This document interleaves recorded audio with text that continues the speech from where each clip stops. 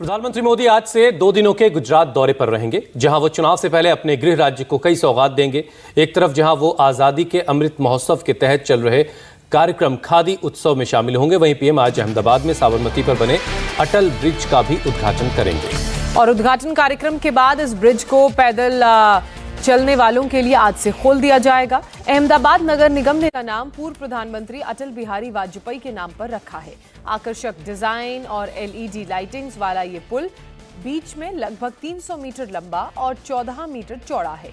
ये river front के पश्चिमी छोर पर फूलों के बगीचों और पूर्वी पर आने वाले कला और संस्कृति केंद्र को जोड़ता है। अटल ब्रिज पर पैदल चलने वालों के अलावा साइकिल चालक भी इस पुल का इस्तेमाल कर सकते हैं और नदी पार करने के लिए इस पुल से वो एक तरफ से दूसरी तरफ जा सकते हैं। तो पीएम संग आज लगभग 7,500 महिलाएं चरखा भी चलाएंगी, उसकी भी तैयारी पूरी हो गई है। प्रधानमंत्री नरेंद्र मोदी 2 दिवसीय गुजरात दौरे पर हैं, जिसमें वो अटल ब्रिज का उद्घाटन करेंगे, साथ ही खादी उत्सव में भी शामिल होंगे, जब उनके साथ 7500 महिलाएं चरखा चलाएंगी।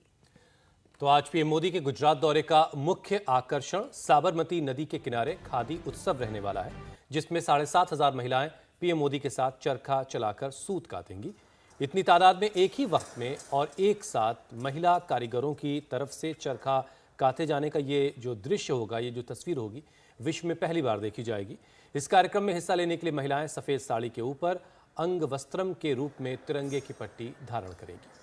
प्रधानमंत्री नरेंद्र मोदी खादी कारीगरों के साथ बात तो करेंगे ही, साथ ही उनके साथ बैठकर वो चरखा भी चलाएंगे और तस्वीरें तैयारियों की हम आपको दिखा रहे हैं। प्रधानमंत्री मोदी का खादी से किस कदर लगाव है, ये पूरी दुनिया जानती है। पीएम मोदी की कोशिशों से हाल के वर्षों में देश में खादी उत्पादन में इजाफा हुआ। खादी और ग्राम उद्योग आयोग के मुताबिक खादी के उत्पादन में 172% की वृद्धि दर्ज की गई। साल 2014 से खादी की बिक्री की बात करें तो इसमें 245% का इजाफा हुआ है। आज के गुजरात दौरे से पहले पीएम मोदी ने एक ट्वीट कर जानकारी दी। उन्होंने लिखा कि आज और कल वो गुजरात में रहेंगे। आज शाम 5:30 बजे वो खादी उत्सव में शामिल होंगे, जो शानदार साबरमती रिवर फ्रंट के किनारे आयोजित हो रहा है। इस कार्यक्रम में भारत की जीवंत और विविध खादी परंपरा को सेलिब्रेट किया जाएगा, ये भी प्रधानमंत्री नरेंद्र मोदी ने लिखा। सोचे जब साबरमती नदी के किनारे 7,500 बहनें आज़ादी के अमृत महोत्सव को सेलिब्रेट करने के लिए यहाँ पे एक साथ चरखा कातती हुई नज़र आएंगी, तब कैसा नज़ारा यहाँ पर उत्पन्न होगा।